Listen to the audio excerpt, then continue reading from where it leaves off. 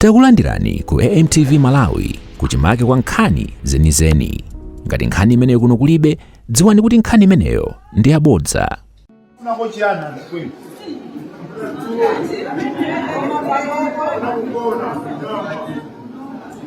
Ena amene akatenga mafomu yo president in 10 million.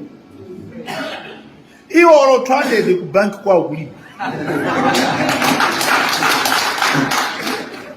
So ndalama akatengera fomu yo aitenga kuti. Ndalama tukapeleka ku electoral commission sabweza iyani.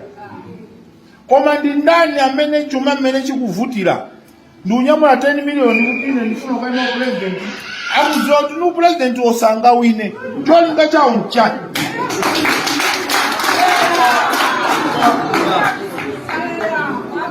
Azikobwanga sikuti ine ndikudzinenerera iyani.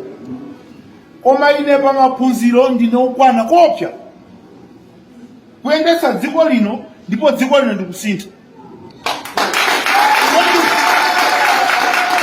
Ndiliso ni ma connection oti ma president ambiri alibe pastoral even onjeza kwacha kwera.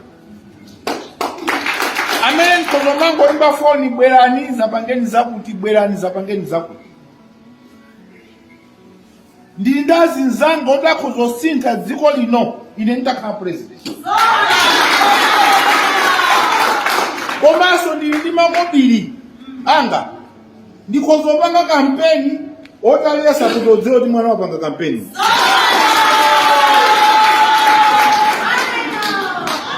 Zoni panilitsa ndili nazo osati masewe ndikozokhala president. Koma ndaona dziko sinaone ine iya. Tilolerane tibwerere mbuyo tuombotsa Malawi.